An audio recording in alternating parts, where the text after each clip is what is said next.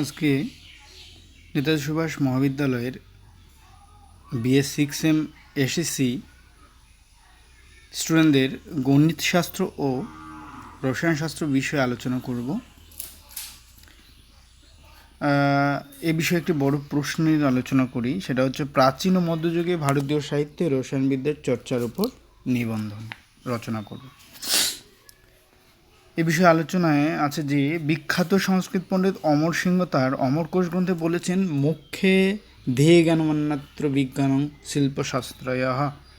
আধুনিক বিজ্ঞানের যতগুলি শাখা আছে প্রায় সব শাখাতেই প্রাচীন ভারতীয় আচার্যদের প্রভূত জ্ঞান ছিল। আধুনিক রসায়নশাস্ত্রের নাম বহু বছর পূর্বে ভারতের রসশাস্ত্র নামে ব্যবহৃত হতো। সম্ভবত প্রাচীন ভারতে কিমিয়াবিদ্যা ও আয়ুর্বেদের অনুশীলন থেকেই রসায়নশাস্ত্রের উদ্ভব ঘটে। রসায়নশাস্ত্র বিভিন্ন রোগের চিকিৎসার জন্য পারদ ও অন্যান্য ধাতুর জারণ, শোধন, মিশ্রণ প্রভৃতি প্রক্রিয়া, ভৈষজ্যের গুণাগুণ পরীক্ষা, ক্ষার ও অম্লপাতন, আরক নিষ্কাশন প্রভৃতি বিভিন্ন প্রক্রিয়া রসায়নশাস্ত্রের অন্তর্গত ছিল। তাছাড়া ক্ষার প্রস্তুত প্রণালী ও তার ব্যবহার, চামড়া, মাংস প্রভৃতি নষ্ট করা, বস্তুকে শুষ্ক করা, রক্তক্ষরণ বন্ধ করা প্রভৃতির জন্য রসায়নশাস্ত্রের জ্ঞান খুব প্রয়োজন ছিল। প্রাচীন ভারতে রসায়ন, শোনা যায় মহাদেব আদিনাথকে এই বিদ্যা শিক্ষা দেন।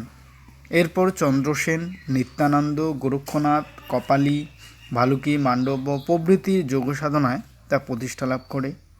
বৈদিক সাহিত্যে অশ্বিনীদ্বয় রসায়নশাস্ত্রে পণ্ডিত ছিলেন।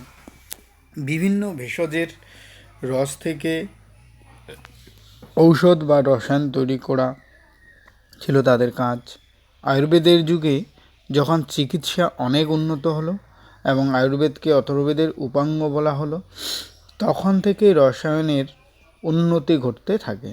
রসায়নশাস্ত্র বিষয়ে বেদে বলা হয়েছে যে শিশং চমে, ত্রপুশ্চমে, শ্যামং চমে, লহং চমে। এতে বিভিন্ন ধাতুর উল্লেখ আছে। রসোজ্জ্বল নিধি গ্রন্থের রচয়িতা ভূদেব চট্টোপাধ্যায় বলেছেন যে ব্রাহ্মণ গ্রন্থগুলিতে রসবিদ্যার উল্লেখ আছে। শোনা যায় ত্রেতা যুগে ভগবান শ্রীরামচন্দ্র বনবাসকালে কালনাথ নামে মহর্ষির কাছে রসবিদ্যা শিক্ষা করে রামরাজিয়ম রসেন্দ্র চিন্তামণি গ্রন্থ দুটি রচনা করেন। অতএব অতি প্রাচীনকালে বা প্রাচীনকাল থেকে রসবিদ্যার চর্চা ভারতীয়দের মধ্যে ছিল, তা প্রমাণিত হয়। রসবিদ্যার নামকরণ 4টি উপবেদের একটি আয়ুর্বেদ। প্রাচীন ভারতে আয়ুর্বেদের চিকিৎসার 3টি পদ্ধতি ছিল: শস্ত্র চিকিৎসা, মূলকাদি দ্বারা চিকিৎসা, পারদাদি রসের দ্বারা, লোহাদি ধাতুর দ্বারা যে চিকিৎসা তা হলো রসচিকিৎসা। আবার পারদকে রস বলা হয়। আয়ুর্বেদ শাস্ত্রে পারদ বা রসঘটিত মকরধ্বজ, রসকর্পূর, রসসিন্দুর ইত্যাদি আজও অত্যন্ত গুরুত্বপূর্ণ ঔষধ। আবার বাগভট্ট তার রসরত্ন সমুচ্চয় গ্রন্থের 2য় অধ্যায়ের 77 নং শ্লোকে বলেছেন যে রসনাথ সর্বধাতুনাং রসইত্যভিধীয়তে জরারুং মৃত্যুনাশায় রস্যতে বা রসমতঃ। অর্থাৎ রস বা ধাতুকে দ্রবীভূত করে বলেই অথবা জরারোগ মৃত্যু নিবারণের জন্য রস এই নাম হয়েছে। প্রাচীন রসায়নশাস্ত্রের বিষয়। ভারতীয় রসায়নশাস্ত্রের আলোচ্য বিষয়গুলি হল: প্রাচীন রসায়নশাস্ত্রে পারদ ও অভ্র প্রভৃতি মহারস, উপরস, ধাতুসমূহ, সোনা, রূপা, লোহা এদের গুণ লক্ষণ, তাদের প্রাপ্তিস্থান, প্রয়োগশালা নির্মাণ, যন্ত্র নির্মাণ, শুদ্ধিকরণ বিধি, সত্যপাতন, দ্রবীকরণ, ভস্মকরণ, রসৌষধ, তার সেবনবিধি, লোহভেদ দ্বারা সোনা তৈরি প্রভৃতি বহু বৈজ্ঞানিক বিবরণ আছে।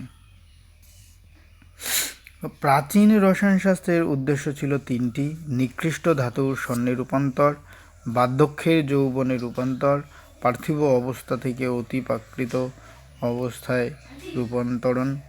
রসশাস্ত্রে রাসায়নিক পদার্থকে বিভিন্ন ভাগে ভাগ করা হয়েছে: অভ্রক, মাক্ষিক, শস্যক, কপার সালফেট, তুতে, বিমল, আইসোসাপারাইট, বৈক্রান্ত, শিলাজিৎ, সিলেনিয়াম, যৌগিক বা কপল চপল, কৈলমাইন বা রসক।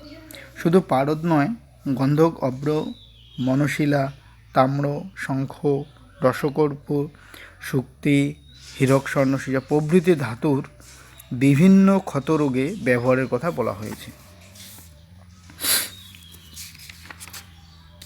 নাগার্জুনের রসরত্নাকর।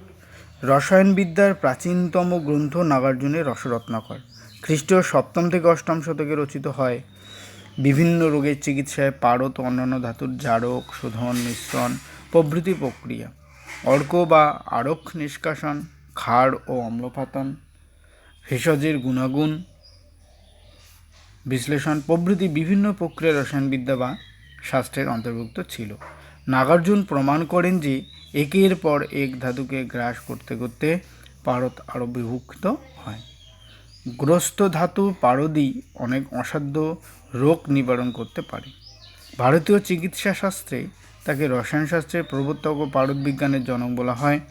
তিনি প্রথম কজ্জলি অর্থাৎ পারদের কালো সালফাইড যৌগ ঔষধ রূপে প্রবর্তন করেন।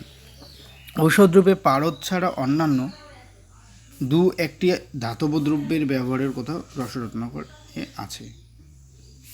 অস্ত্রোপচার ছাড়া নিরাময়। অস্ত্র চিকিৎসার পরিবর্তে কেবল বিভিন্ন ধাতুর যেমন গন্ধক, অভ্র, তাম্র, শঙ্খ, হীরক, স্বর্ণ, সীসা প্রভৃতির সংমিশ্রণে রসৌষধি প্রয়োগের দ্বারা নানা রোগ নিরাময় নাগার্জুনের অবদান কম নয়। বিস্ফোরা, ভগ্নাস্থি, অর্শ, বিশেষত চক্ষু চিকিৎসার জন্য নানা ধরনের প্রলেপ আবিষ্কারে নাগার্জুন স্মরণীয় হয়ে থাকবেন। লৌহশাস্ত্র। খ্রিস্টপূর্ব 1ম শতাব্দীতে লেখা এই বই পাওয়া যায়, যেটির নাম লৌহশাস্ত্র। লেখক ভগবান পতঞ্জলি। এখানে শুধু লোহা নয়, আরও কয়েকটি ধাতুর নিষ্কাশন পদ্ধতি বর্ণনা করা হয়েছে। আর আছে সংকর ধাতুর পদ্ধতি, ধাতুর বিশুদ্ধকরণ, ধাতব লবণ প্রস্তুত প্রণালী। পতঞ্জলি সব থেকে বড় কৃতিত্ব। ধারাবাহিকভাবে ধাতু নিষ্কাশনের পদ্ধতি লিপিবদ্ধ হয়েছিল। রসার্ণব।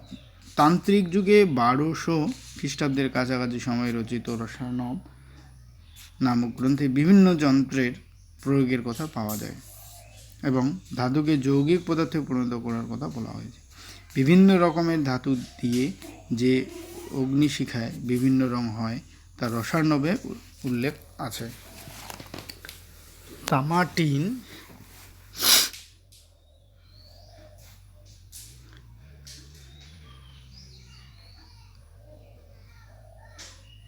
বিভিন্ন রকমের ধাতু দিয়ে যে অগ্নিশিখায় বিভিন্ন রং হয় তার রসায়নবে উল্লেখ আছে। তামা, টিন ও সীসা যথাক্রমে অগ্নিশিখাকে নীল, কপদ ও মলিন বর্ণ করে। বাগভট্ট বলেছেন, আত্রেয় সম্প্রদায় উজ্জ্বল জ্যোতিষ্ক বাগভট্ট তিনি প্রধান আয়ুর্বেদ বিষয়ক গ্রন্থ রচনা করেন। সেগুলি হল অষ্টাঙ্গ সংগ্রহ, অষ্টাঙ্গ হৃদয়, রসরত্ন সমুচ্চয়। তিনি ভেষজে সার্থকভাবে রসায়ন প্রয়োগ ঘটিয়ে ভারতীয় ভেষজবিদ্যাকে উন্নতির শিখরে পৌঁছে দিয়েছেন। তার আবির্ভাবকাল বৌদ্ধযুগের পূর্বে অথবা খ্রিস্টীয় 6ষ্ঠ শতকে। তিনি সিন্ধুর অধিবাসী সিংহগুপ্তের পুত্র।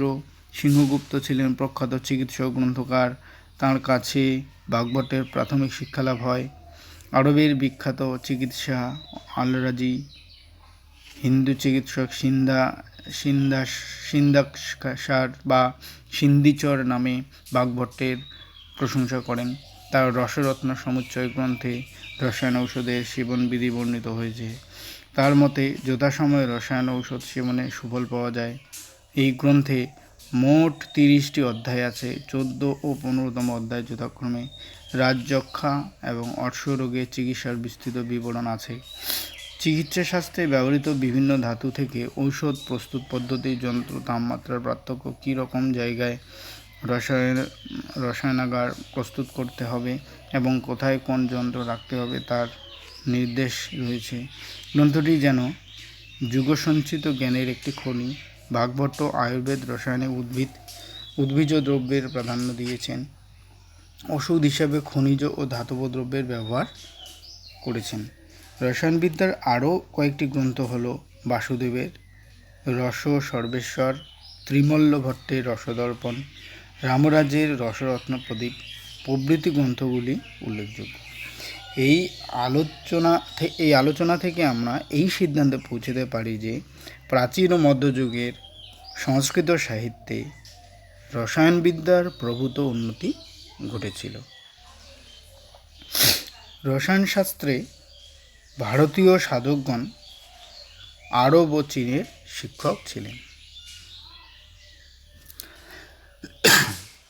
এই পর্যন্ত আজকে। এর পরের বিষয় থাকবে গণিত শাস্ত্র, সে বিষয়ে আমি আলোচনা করব পরের সপ্তাহে।